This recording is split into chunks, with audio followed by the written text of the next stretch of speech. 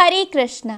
श्रीमद् भागवत गीता यथारूप, अध्याय 8, भागवत प्राप्ति, श्लोक संख्या 14।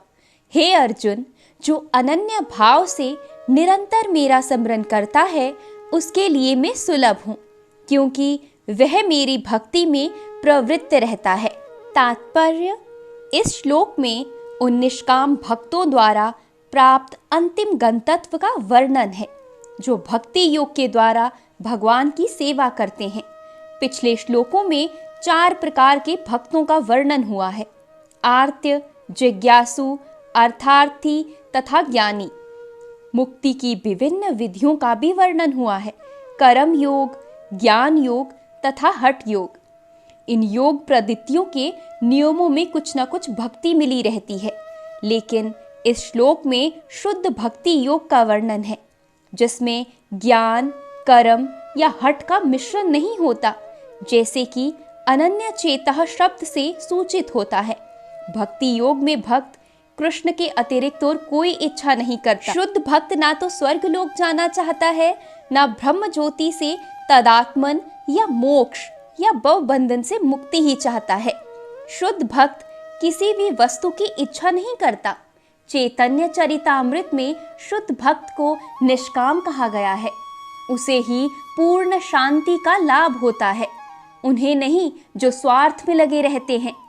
एक और यहाँ ज्ञान योगी, कर्म योगी या हठ योगी का अपना अपना स्वार्थ रहता है, वहीं पूर्ण भक्त में भगवान को प्रसन्न करने के अतिरिक्त कोई अन्य इच्छा नहीं होती। अंततः भगवान कहते हैं कि जो एकनिष्ठ भाव से उनकी भक्ति में लगा रहता है उसे वे सरलता से प्राप्त होते हैं। शुद्ध भक्त सदैव कृष्ण के विभिन्न रूपों में से किसी एक की भक्ति में लगा रहता है। कृष्ण के अनेक अवतार हैं, यथा राम तथा नरसिंह, जिनमें से भक्त किसी एक रूप को चुनकर उनकी प्रेम भक्ति में मन को स्थिर कर सकते हैं। ऐसे भक्तों को उन अनेक समस्याओं का सामना नहीं करना पड़ता जो अन्य योग के अभ्यासकर्ताओं को झेलनी पड़ती है।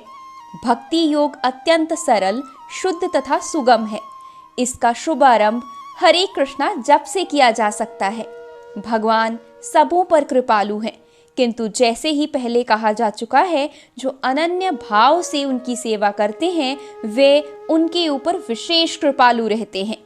भगवान ऐसे भक्तों की सहायता अनेक प्रकार से करते हैं, जैसे कि वेदों में कठोपनिषद में कहा गया है, जिसने पूरी तरह से भगवान की शरण ले ली है और जो उनकी भक्ति में लगा हुआ है वही भगवान को यथा रूप में समझ सकता है। तथा गीता में भी कहा गया है, ऐसे भक्तों को भगवान पर्याप्त बुद्धि प्रदान करते हैं जिससे वह उन्हें भागवत धाम में प्राप्त कर सकें। शुद्ध भक्त का सबसे बड़ा गुण यह है कि वे देश अथवा काल का विचार किए बिना अनन्य भाव से कृष्ण का ही चिंतन करता रहता है। उसको किसी तरह का व्यवधान नहीं होना चाहिए। उसे कहीं भी और किसी भी समय अपना सेवा कार्य करते रहने में सामर्थ्य होना चाहिए।